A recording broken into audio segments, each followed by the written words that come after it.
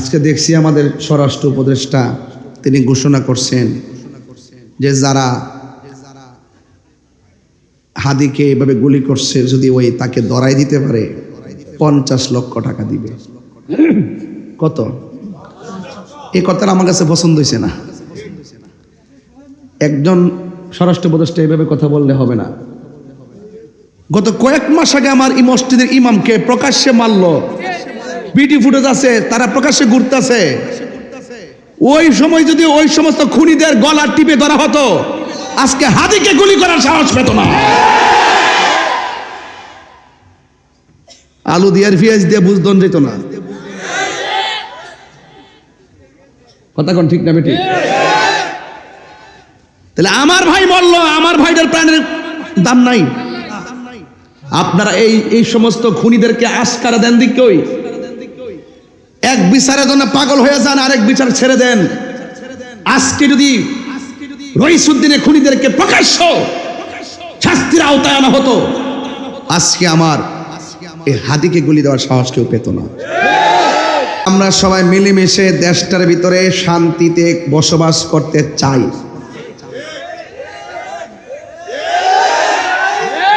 আপনার সাথে আমার মতাদর্শের ভিন্নতা থাকতে পারে, তাই বলি কি আমি আপনাকে মেরে ফেলার পথ বেছে নিব?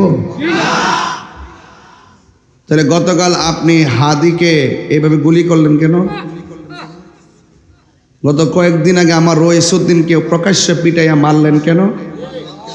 আল্লামা শহীদ ফারুকীকে ঘরের ভিতরে ঢুকাইয়া হাত পা বান্ধা গলা কেটে জবাই করলেন কেন? বিচার একদিন হবে। কিন্তু আপনার সাথে আমার মতাদর্শের ভিন্নতা থাকতে পারে, বাট হয়তো কিছু কথাবার্তা কন, কিন্তু মেরে ফেলবেন এই দৃষ্টিভঙ্গি পাল্টাতে হবে। কারণ খুনিদের শাস্তি কিন্তু ভয়ঙ্কর, আর যে খুন যার নেশা একদিন কিন্তু সেও ওই পথের প্রতীকী হবে। আজকে দেখছি আমাদের স্বরাষ্ট্র উপদেষ্টা তিনি ঘোষণা করছেন যে যারা হাদিকে এভাবে গুলি করছে যদি ওই তাকে ধরাই দিতে পারে 50 লক্ষ টাকা দিবে। কত? এই কথাটা আমার কাছে পছন্দ হয়েছে না। একজন স্বরাষ্ট্র উপদেষ্টা এভাবে কথা বললে হবে না। গত কয়েক মাস আগে আমার এই মসজিদের ইমামকে প্রকাশ্যে মারলো, ভিডিও ফুটেজ আছে, তারা প্রকাশ্যে ঘুরতেছে। ওই সময় যদি ওই সমস্ত খুনিদের গলা টিপে ধরা হতো, আজকে হাদিকে গুলি করার সাহস পেত না। আলু দিয়ে আর পেঁয়াজ দিয়ে বুঝদন যেত না। কথা কোন ঠিক না বেটি? তাহলে আমার ভাই বলল, আমার ভাইদের প্রাণের দাম নাই। আপনারা এই সমস্ত খুনিদেরকে আস্কারা দেন দিক কই? এক বিচারের জন্য পাগল হয়ে যান, আরেক বিচার ছেড়ে দেন। আজকে যদি রইসুদ্দিনের খুনিদেরকে প্রকাশ্য শাস্তির আওতায় আনা হতো, আজকে আমার এই হাদিকে গুলি দেওয়ার সাহস কেউ পেত না। আরেকটা আছে, কেউ কাউরে মারলে ঠাসকের টেক দিয়ে দেয়, এমুকে মারছে বেটা তদন্তর আগে কসকিল লেগে। যখন বলে যে এমুক দলে মারছে, এমুক নেতা মারছে, তখন প্রকৃত খুনিরা আড়াল হয়ে যায়। কথা কোন ঠিক না বেঠি? এগুলো বন্ধ করতে হবে। এই জন্য আপনাদের সাথে আপনার সাথে আমার আকীদার বেমিল হতে পারে, কাউকে মেরে ফেলতে হবে এই চিন্তা মাথায় যেন এটা নবীর চরিত্র। রাসূলুল্লাহকে গাল মোবারকে থাপ্পড় দিছে, নাউজুবিল্লাহ। উমর রাদিয়াল্লাহু তাআলা আনহু বলেন, ইয়া রাসূলুল্লাহ, আমার বাবা আপনাকে পাগল বলেছিল, আমার বাবার কল্লা কেটে ফেলে দিছি, আর আমার সামনে আপনাকে থাপ্পড় মারছে, কিছু কন না নবী? রাসূল বলেন, সবর। একটু পরে আমার রাসূল বলতেছেন, আপনি যে আমাকে মারছেন হাতে কি ব্যথা পাইছেন? তখন ওই ইহুদি বলে, এটা কেডা রে? আরে এ কেমন নবী রে? নিজের ব্যথার চিন্তা করে না, আমার হাতের খবর নেই। নবী গো, ভুল করছি, আমার কালিমা পড়া মুসলমান বানাই দেন। ইসলামটা এত সুন্দর, বুঝতে পারছেন? ইসলামটা এত সুন্দর। আল্লাহ, আমার ভাইয়েরা, লাকাদ কানা লাকুম ফি রাসূলিল্লাহি উসওয়াতুন হাসানা, নবীর মধ্যে আছে আমাদের জন্য উত্তম আদর্শ নিহিত। রাসূল করিম সাল্লাল্লাহু আলাইহি সাল্লাম হলো আমাদের জন্য মডেল। আমরা নবীর আদর্শ অনুকরণ করতে চাই কি চাই না? আরো বড় করে বলেন, চাই কি চাই না? লা তামশি ফিল আরদি মারহা, জমিনে অহংকার করে চলা যাবে না। আজকে তুমি কাউকে রাস্তার বাধা দিবে, কালকে তোমাকে আরেক রাস্তা দিয়ে চলতে হবে। রাসূল বলছেন তোমরা পানির বাধা দিও না, তোমরা রাস্তার বাধা দিও না। পানির বাধা দিয়েছে ইয়াজিদ, আমরা ইয়াজিদ নয়, আমরা হুসাইনি। কথা বলেন ঠিক না বেটা?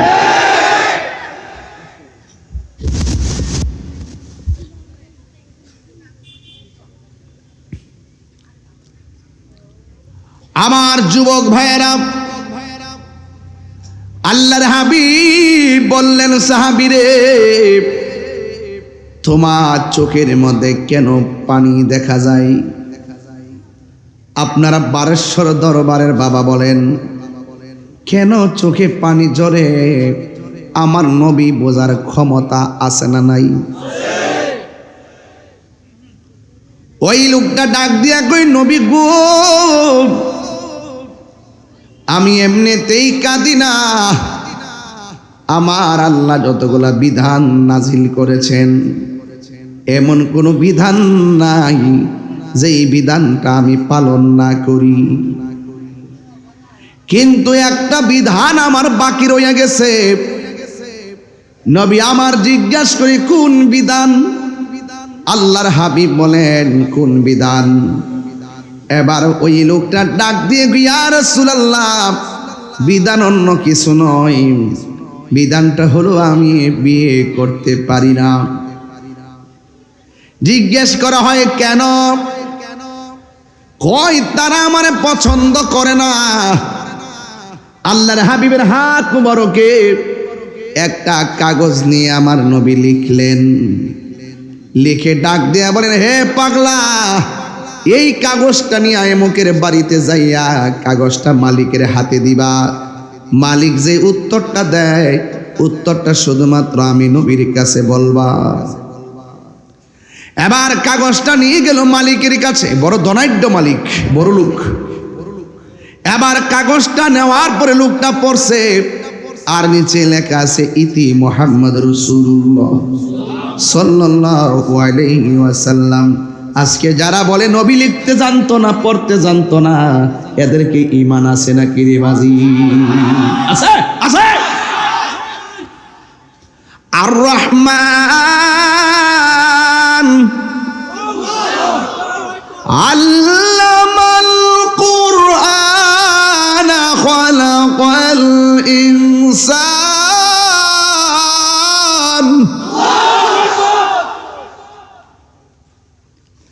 আল্লামাহুল বায়ান।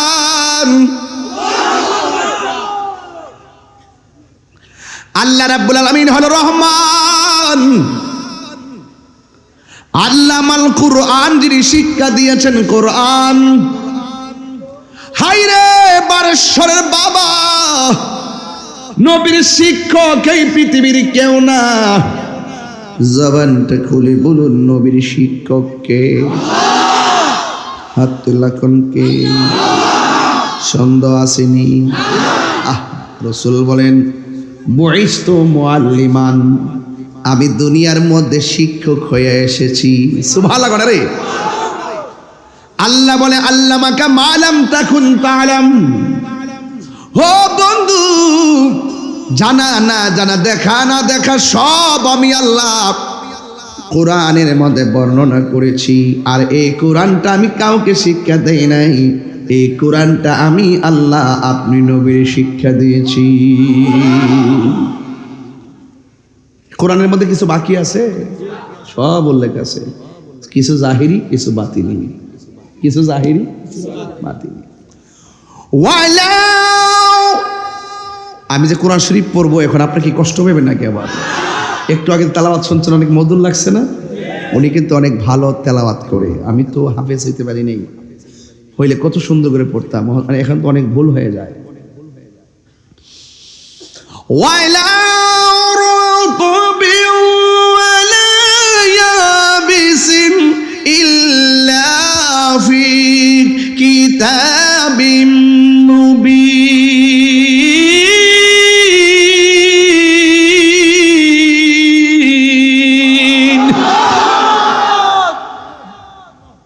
অর্থ কি? অর্থ কি? এমন কোন সূক্ষ্ম কণা নাই যে কোরআনের মধ্যে বর্ণনা করে নাই। সূক্ষ্ম একটা কণার কত কোরআনে আছে।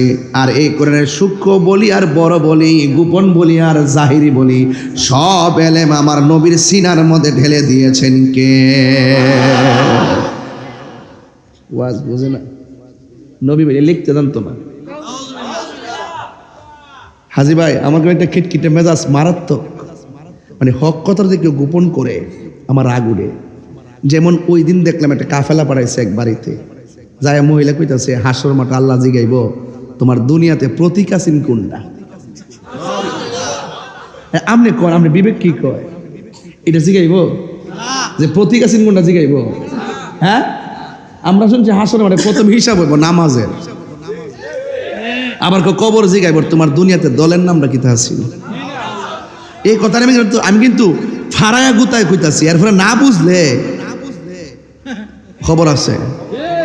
আমি শুননি না, আমি শুননি না, আপনারা শুননি না, আমার বাপে শুননি না। কেউ যদি কোরআন সুন্নাহর ব্যাখ্যা করে তাকে কি সমর্থন দেওয়া যাবে?